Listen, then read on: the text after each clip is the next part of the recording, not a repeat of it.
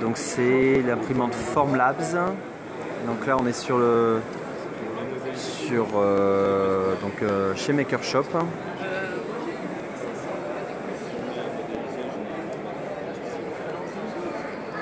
C'est super propre.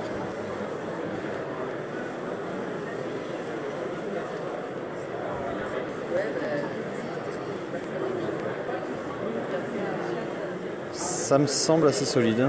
Bon, j'ai pas envie de le casser non plus, hein, mais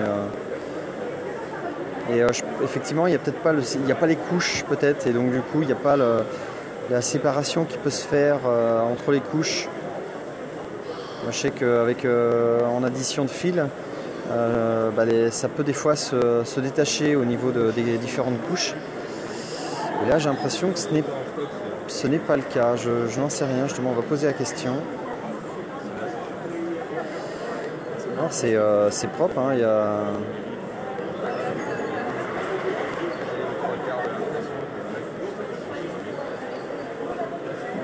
Ah, mais des fois ça se sépare les différentes couches.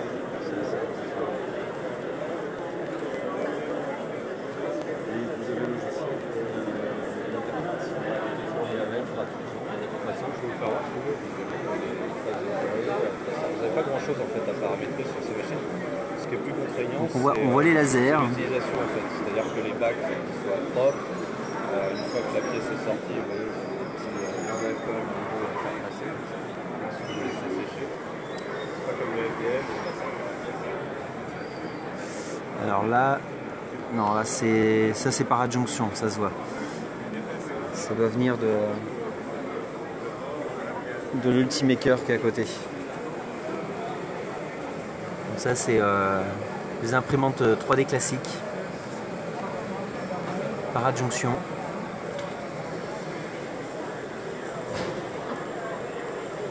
Alors celle-là je l'ai testée, je la trouve correcte, assez correcte. Je l'avais testée à un moment donné et elle était plutôt intéressante.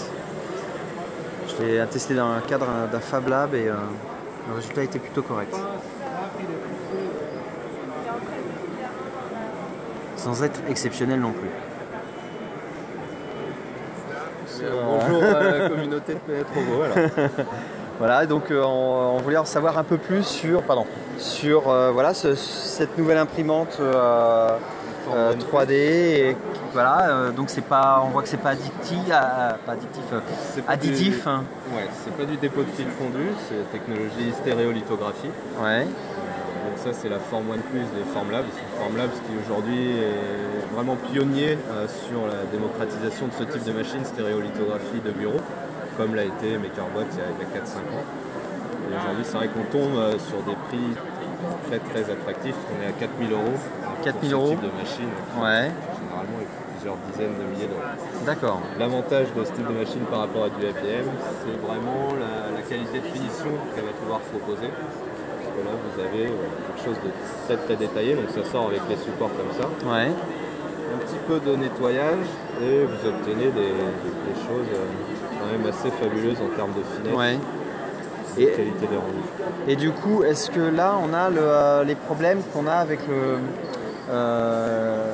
l'impression additive, où quand des fois, entre deux couches, elles peuvent se séparer sur des pièces un peu fines? Ouais, pas du tout en fait, parce qu'on n'a pas de taux de remplissage appliqué là-dedans. C'est vraiment différent. Là, toutes les pièces que vous avez, elles sont pleines. Elles sont pleines. Donc après, c'est à vous, lors de la modélisation, de créer les espaces vides là où vous voulez les placer. D'accord, ouais. Sinon, tout est plein, parce qu'il procure aussi une très grande résistance. Ouais. On est sur de la résine classique et on est sur quelque chose qui est très très résistant. D'accord. Et ok, donc c'est du SLA. C'est ça. D'accord. Et l'impression, la vitesse d'impression par rapport à une imprimante classique? Ça va être légèrement plus rapide, mais c'est pas la distinction première entre les deux technologies. Ça va vraiment être le degré de finesse, de détail qu'on va pouvoir obtenir qui va les différencier. Et par rapport aux nouvelles imprimantes, là, j'ai vu qu'il y a des imprimantes carbone. Oui, la technologie clip. Ouais, c'est. Voilà, est-ce que ça. Voilà, quelles sont les différences? Parce que c'est pareil, c'est même principe. La technologie clip, on est sur un fonctionnement qui est assez similaire. Ouais. Le gros avantage de la technologie clip, c'est qu'elle va permettre de résoudre l'une des contraintes aujourd'hui qui est qui est vraiment la plus prononcée sur l'impression 3D, à savoir le temps d'impression. Ouais. C'est vrai que ça risque de changer pas mal de choses, parce que quand on avait aujourd'hui des pièces qui s'imprimaient en 2 heures avec du SLA classique, on pourra demain les imprimer en quelques minutes. En quelques minutes, oui, effectivement, ça change tout. Voilà, c'est une technologie qui est en train d'être mise au point. Aujourd'hui, on n'est pas au stade de la commercialisation de masse, mais en tout cas, c'est très prometteur. Et à votre avis, l'impression 3D va rester, je dirais, plus dans une place industrielle, ou est-ce qu'on peut l'imaginer arriver dans les foyers de monsieur et madame tout le monde pour un usage personnel? Concrètement, aujourd'hui, ce qu'on voit, c'est que ça reste très pro. C'est essentiellement pro. Après, par contre, ça touche vraiment tous les secteurs, autant le secteur industriel que des architectes, des cabinets de design, des petits porteurs de projets, etc. Ouais. Ça reste très pro. On commence à avoir quand même un attrait auprès des particuliers, mais aujourd'hui, c'est beaucoup de passionnés ou des grands bricoleurs. Ouais. La machine chez monsieur et madame tout le monde, c'est pas encore le cas aujourd'hui, mais on voit quand même les prix. Aujourd'hui, on peut avoir une imprimante à 400-500 €. Ouais. Donc en impression additive. Voilà, tout à fait. Ouais. Dans des pots de fil. Et donc pour la personne qui veut se faire plaisir, c'est le prix d'un petit PC, voilà, ça est quand même accessible. Ouais. Salut, ça représente quoi? Comment ça? C'est-à-dire, qu'est-ce que ça représente? De loin déjà, à quoi ça ressemble? Ça représente beaucoup d'opportunités, en tout cas pour les petites structures professionnelles qui aujourd'hui vont pouvoir avoir accès à du prototypage vraiment à moindre coût. Ah, l'objet au final. C'est ça l'intérêt. Ça, c'est un objet imprimé avec. Voilà. Et avec cette technologie, est-ce qu'on peut avoir par exemple plusieurs couleurs? Oui.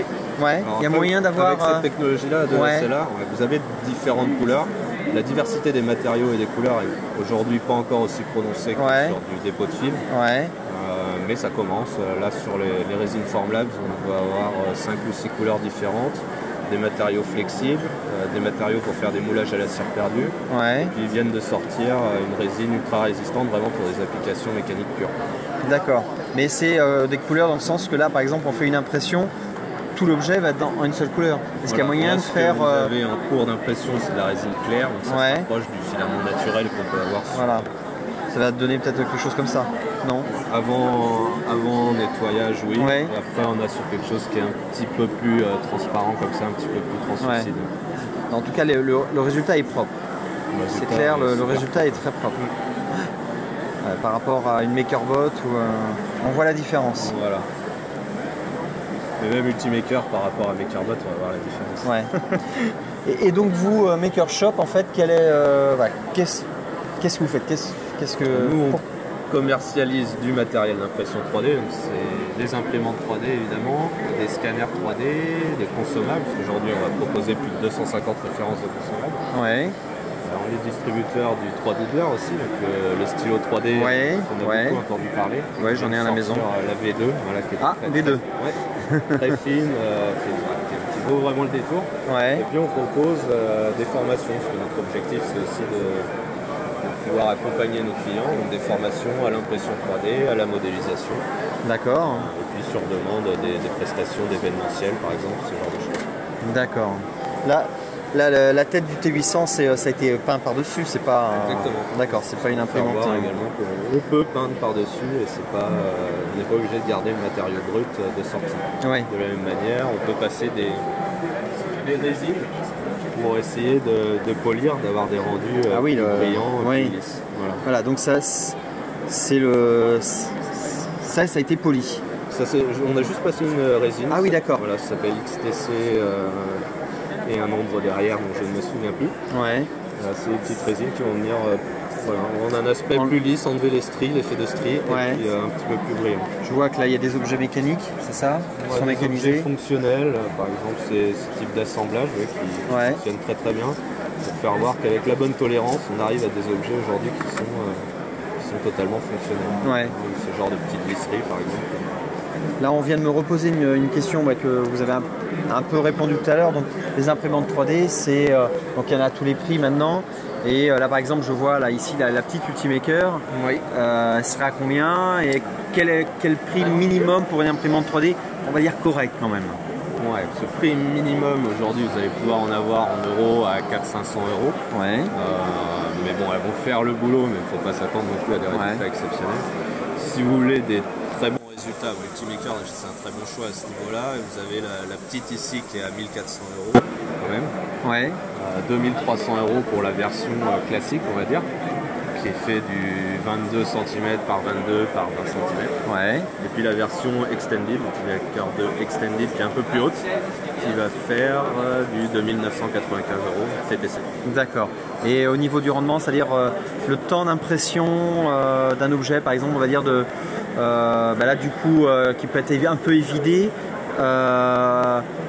Par exemple, c'est l'exemple de ça là. C'est vraiment purement dépendant du taux de remplissage que vous allez mettre. Ouais. Et puis la définition. Et de la hauteur de couche.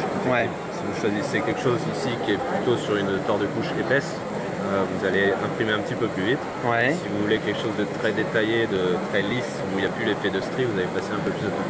Aujourd'hui, ça reste des outils essentiellement de prototypage. Ouais. Ça ne vient pas concurrencer la production industrielle. Exactement, on est sur des outils de prototypage. Donc les temps d'impression sont longs, on peut avoir pour une pièce assez classique 5-8 heures d'impression. Voilà. C'est de la validation de forme, c'est de la validation de fonctionnel, c'est pas pour de la production. D'accord. Ok, bon ben je vous remercie beaucoup. Merci à vous. Merci beaucoup donc à Maker Shop. Et bon salon. Voilà, merci. Au revoir. Au revoir. Voilà, donc voilà, moi qui suis assez intéressé par l'impression 3D. Voilà, je sais pas comment vous percevez ça. Moi j'en ai testé quelques-unes à la maison. Voilà, j'apprécie un peu tout. J'avoue que même celles à petit prix, des fois elles sont intéressantes. Je pense que c'est pas vraiment faisable. Ils ont donc une petite partie, enfin quelques petits. Non, mais peut-être que je m'en ferai prêter une à un moment donné pour le magazine. Je vais lui demander, tiens, après. Et si je m'en fais prêter une, voilà, je ferai des petites sessions où on pourra voir à quoi ça ressemble. Je pense que pour Planète Robot, il y a moyen. Pourquoi c'est orange? Je pense que c'est une histoire de look. Puis c'est vrai que le laser, il rend vachement bien dans cet effet. Après, je sais pas, il y a peut-être une fonction autre que je ne connais pas.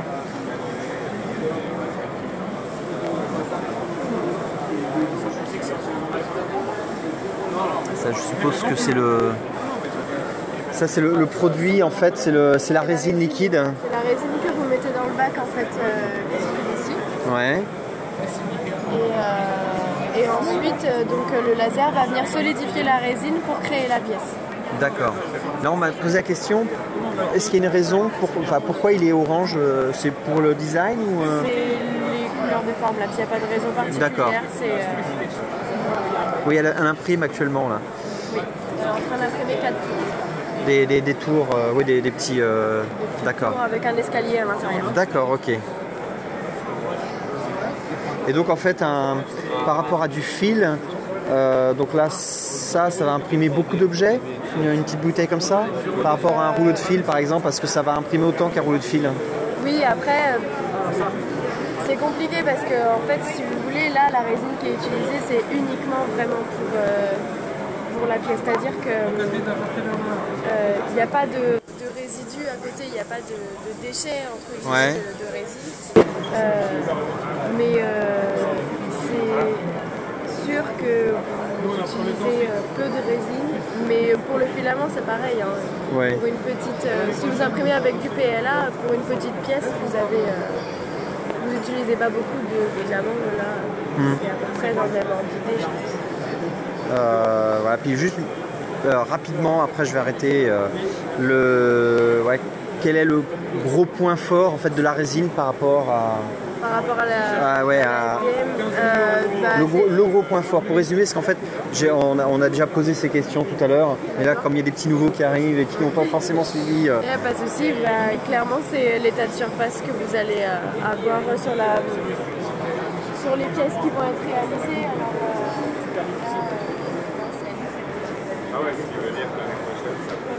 Comme ça, les détails ils sont vraiment très lisses. Ouais, le rendu est très correct. Le rendu est vraiment est meilleur que sur le DVD. Ça, c'est Ok.